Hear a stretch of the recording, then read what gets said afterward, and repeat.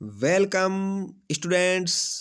Board exam 2024 15 फरवरी 2024 से exam आपके होने वाले हैं शुरू। और मैं आपके लिए लेकर के आया हूँ कक्षा 10th बोर्ड एग्जाम से संबंधित ये बहुत ही बढ़िया वीडियो, जिसमें आपको मैं बताऊंगा कि संस्कृत यानी तृतीय भाषा के अंदर आप कैसे अच्छे से अच्छे नंबर प्राप्त कर सकते हैं और आपको कैसा प्रश्न पत्र देखने को मिलेगा कि आप 100 में से 100 नंबर ला सकें। यानी 20 नंबर आपके गुरुजी ने आपके भेज दिए होंगे 17 अंक के, और 80 में से 80 आप कैसे ला सकते हैं वो मैं आपको बताने वाला हूं। तो चलिए यहाँ पर बात कर लेते हैं। सबसे पहले आपके वस्तुनिष्ठ क्वेश्चंस है वो एक एक नंबर के 15 आने वाले हैं, और रिक्त स्थान वाले 7 क्वेश्चन आने वाले हैं एक एक नंबर के। अति लघुतरात्मक 10 क्वेश्चन आने वाले हैं एक एक नंबर के। तो ये 32 नंबर का आपके अ पार्ट रहेगा, जिसमें बहुत ही सरल क्वेश्चन आएंगे। लघुतरात्मक 10 क्वेश्चन आएंगे जो आपके 21 नंबर के होंगे, और दीर्घ उत्तरीय ये 20 नंबर के होंगे। 21 इसने भूल से लिख दिया, कोई बात नहीं।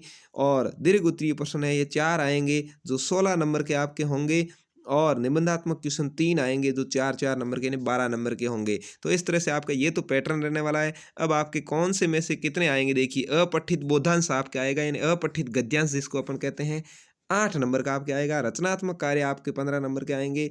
अनुपयुक्त व्याकरण आपके 25 नंबर की आएगी, और पठित बोध यानी किताब में से आपके 32 नंबर के क्वेश्चन आएंगे। ये तो आपका मोटा मोटा जो लेखा जोखा वो रहने वाला। अब मैं आपको पेपर ही दिखा देता हूँ कि पेपर आप आएगा कैसा।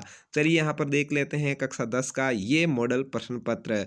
यहाँ पर आपको क्या करना है, सभी को अपना रोल नंबर जरूर लिख लेना है पेपर के ऊपर। सभी प्रश्न अनिवार्य रूप से करने हैं। सभी का उत्तर उत्तर पुस्तिका में ही देना है। एक कस्य प्रश्न से सर्वेशा खंड, एक प्रश्न के सभी खंड हो तो उनका एक जगह उत्तर लिखना है। और संस्कृत माध्यमेन लेखनीय, और सभी प्रश्नों के उत्तर हैं वो संस्कृत में लिखने हैं, हिंदी में नहीं लिखने हैं। ठीक है, नहीं आए तो हिंदी में ही लिख दीजिए, लास्ट ऑप्शन है, लेकिन जहां तक हो सके संस्कृत में लिखने हैं। तो चलिए यहाँ पर आपको पेपर दिखाते हैं। खंड अ, यहाँ देखिए आपको वस्तुनिष्ठ क्वेश्चंस यानी अब सद वाले सवाल मिल रहे हैं।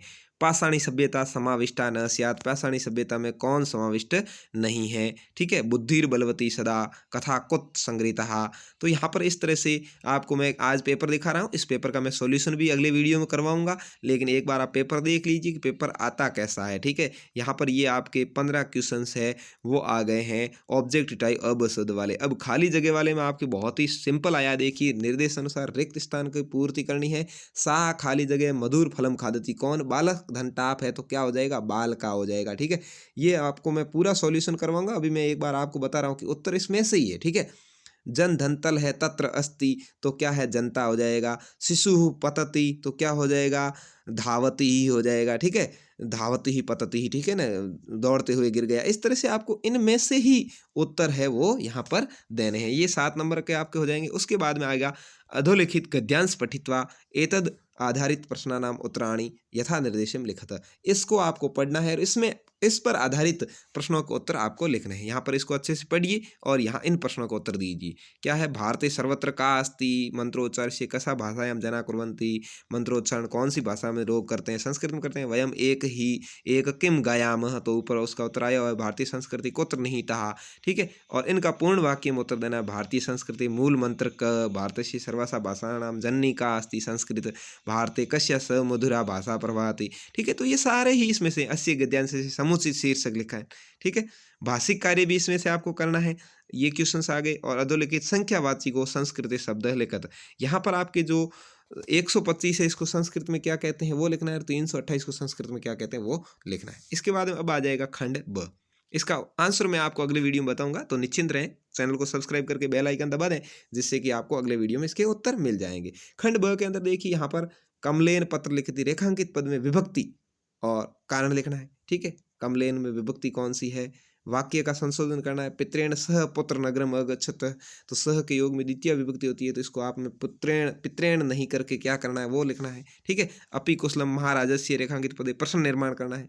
प्रश्न निर्माण में आपको पता होगा इसको हटा करके आपको कस्य लगा देना है और पीछे प्रश्नवाचक चिन्ह लगा देना है। ये अपि कुशलम लिखना ही है। ठीक है, एकस्मिन चत्वरे स्थापित रेखांकित पदे प्रश्न निर्माण, चत्वरे की जगह के।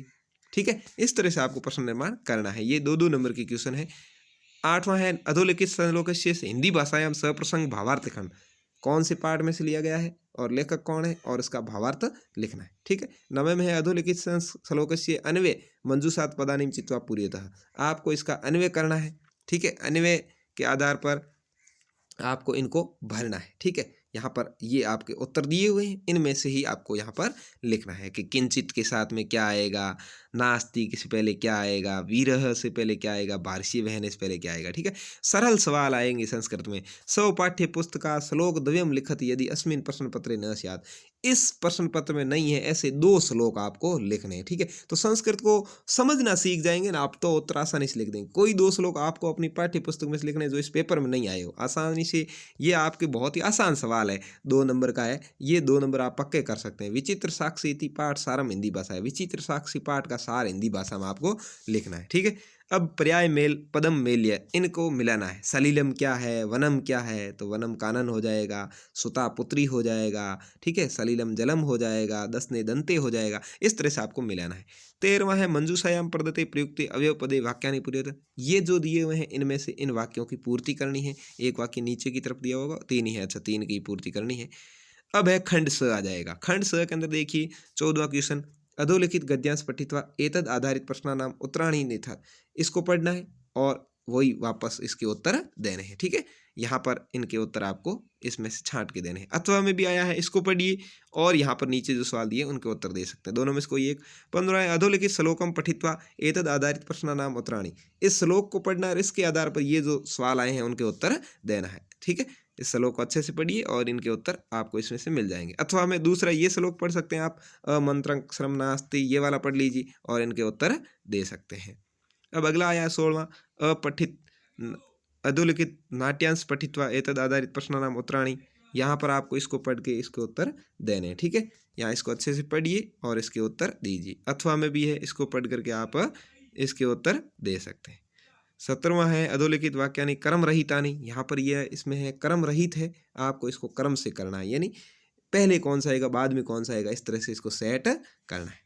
अथवा में ये भी आया हुआ है, आप इस पर भी लिख सकते हैं। स्वच्छता या महत्व, स्वच्छता के महत्व पर निबंध भी लिख सकते हैं। अब आपके आ जाएगा खंड द। यहाँ पर देखिए एक आपके अवकाश के लिए प्रार्थना पत्र आ गया 3 दिन के लिए। ठीक है, आप आराम से इसको लिख सकते हैं। अथवा में आपको ये आता है ये करें, तो मेरे हिसाब से प्रार्थना पत्र अच्छा रहेगा, इसको आपने याद कर रखा होगा। ठीक है, अब अगला आया देखिए, यहाँ इस चित्र को देख करके आपको इसका उत्तर है वो लिखना है। यहाँ पर ये कुछ शब्द लिखे हुए हैं, बंदर एक कूद रहा है, इधर बच्चे कूद रहे हैं, इधर घर है, जो भी है सारी बातें। यहाँ वाटिका है, बगीचा लगाया हुआ है, इसके बारे में आपको लिखना है। अथवा में यहाँ आप इस मंजूषा को पूरा कर सकते हैं। यहाँ ऊपर ये उत्तर दे रखे हैं, इसमें से इसमें कहाँ कहाँ ये आएंगे वो लिखने, तो ये आपकी सरल रहेगा मेरे हिसाब से। और फिर 20वां है अधोलिखित वाक्येषु कोई 4 वाक्यों का संस्कृत में अनुवाद। या 6 वाक्य हैं, कोई 4 का आपको संस्कृत में अनुवाद लिखना है। तो ये मैं सारे ही आगे जो मॉडल पेपर लेकर के आऊँगा ना, तब आपको बता दूंगा कि किस तरह से आप इनके उत्तर लिख सकते हैं। तो संस्कृत भाषा के अंदर सबसे ज़्यादा से ज़्यादा नंबर प्राप्त करने के लिए आप चैनल को सब्सक्राइब कर लें, क्योंकि संस्कृत के अंदर मैं आपको अच्छे से और बाकी सभी सब्जेक्ट्स के अंदर मैं अच्छे से मॉडल पेपर आपको हल करवाऊँगा। धन्यवाद, जय हिंद, वंदे मातरम।